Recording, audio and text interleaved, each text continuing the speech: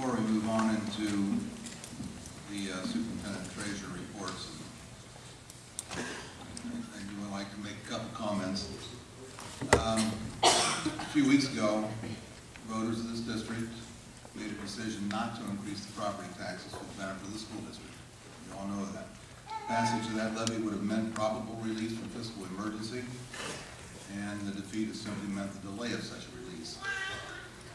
Many questions have arisen regarding the future of Little Miami School District and what we as a commission can do to resolve those financial issues. Let me state first that we as a commission should not have nor intend to plan for any demise of this district. We've been seated with the charge of making decisions that can bring the revenues and expenses together to the manageable balance to allow the district to operate within the standards established by the State Board of Education. I can also tell you that the commission and the district also have the full support of the State Department of Education in maintaining their current identity. Having stated this, I can tell you that as of this point, I have very few suggestions on how to correct the problems. The district's been well managed. There's been severe reductions made over the last several years. We started this year believing we're real close to state minimum standards. We also know the district has a severe lack of revenue to maintain even a basic education. Rather than try to attempt tonight to sort through a whole bunch of possible reductions or cuts or anything else, I'm directing the superintendent and treasurer to prepare resolutions for the Board of Education to approve in a timely manner that will place a tax levy of sufficient millage on the primary ballot in 2011. Proceeds of this levy need to add to the revenues enough to create a positive balance at the end of their 5-year forecast. First thing. Additionally, I'm going to direct the superintendent and treasurer to prepare for the December meeting of the commission a listing of any and all actions or reductions that would be required to operate the school district to the state minimum standards established by the State Board of Education. Having stated that, Mr. Superintendent, you have comments, please. I wanted to address the commission on exactly just that. We've been talking, I know, with many officials in the state over the last 2 days. And I don't care how we get it done, but I've asked for permission to lock me in a room with state officials, however long we have to, overnight, feed us pizza, whatever, and clearly articulate what it means for state minimum benchmarks for this district. Because we believe, as you well know, at spending $7,558 per pupil, that we have been creative and we have been very frugal and getting the very, very best for the cheapest price. And so we want to make sure we've talked about this and we're having some conversations, but if state minimums means to us that we're going to have to let more teachers go, is it a number of teachers? Is it a dollar amount? We just want to be very clear so that I can proceed forward. If we're going to let people go, and more people are going to lose their jobs, and there's going to be more consolidation of buildings, then we need to know here in the next, I would say no later than 5 days. So I know we've got calls into Roger, and you guys have been very helpful and supportive, but I need your support here to help me get some clear direction. I also want to make sure that everybody's on the commission is understanding of the fact that open enrollment is really hurting us. The districts around us, as you can well see from the media, really don't want our debt, don't want our kids. I've talked to everybody. But they're willing to take our open enrollment students and get $5,732, I believe. So it's okay to get our money as long as they don't have to add teachers and things and deal with our issues. So I just want to make sure that you understand more cuts may result in more costs for open enrollment, PSEO, post-secondary educational option costs for us. In other words, people can go get it somewhere else and we have to pay for it through the universities. Was also came to my mind that through some of these particular issues with open enrollment. We're now finding 10 to 12 cases of people that were not identified special needs here, have moved out, are placed on special needs, and since they still live in our district, it's our cost. They've literally withdrawn from our district, went somewhere else, got identified for special needs, and we're now paying that cost. So there's a lot of cost here that I want to make sure that the commission clearly understands.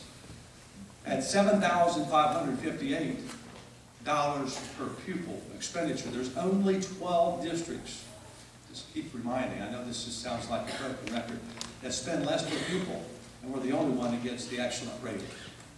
To cut another 1.5, 1.1, 2 more million, whatever that piece is, you know, I would assume it put us real close to 5, 6, I don't know what the cost is. Please do that in your head. I mean, I'm a former math guy. It's ridiculous that it gets us so low per pupil that we need to be very careful.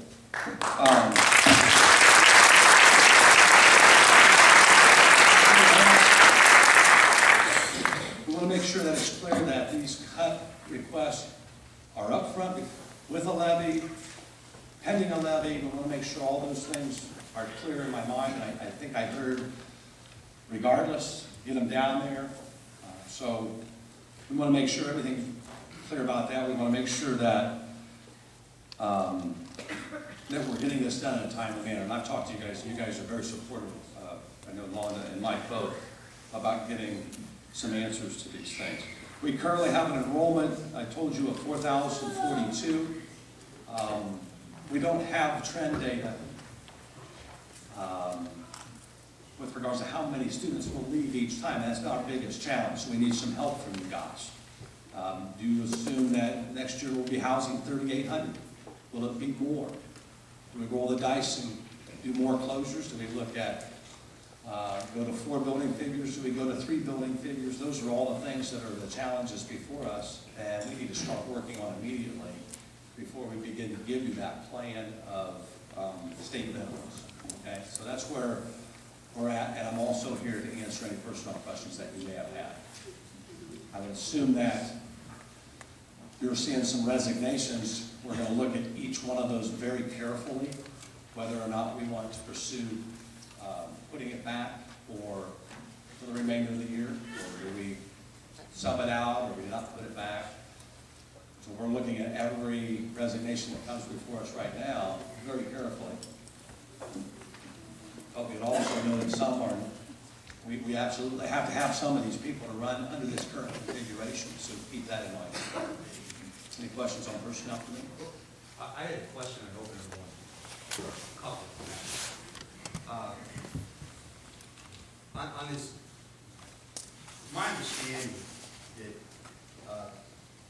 with open enrollment, so if a particular district, like let's say Blanchester, they decide they're going to accept students from open enrollment, what is, who or is there any type of authority or control as to whether or not the district can offer open enrollment?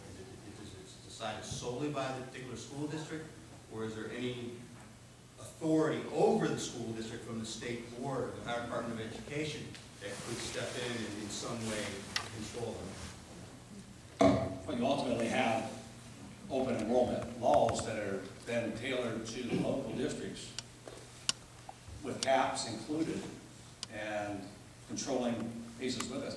For us, for so many years, as you all know, it wasn't an option for us because we were, you know, crowded already. But we could certainly make the policy if we wanted to have a free-for-all out there, because you think about this, you know, I was telling this and was kind of chuckling today, but if this was dissolved and we kept our charter and then had open enrollment, 4,000 people came back, we earned $23 million. It would pay for everything.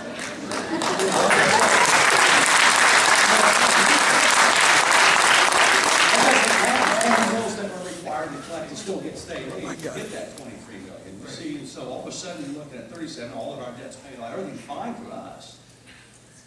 But I'm sure everybody else is in a different place. So I mean, that's a really good example of, we have to take a look. Everybody's got a different local policy as it relates to open enrollment. Isn't there some type of overall policy with the Ohio Department of Education and the state board to provide for the ability of districts to function?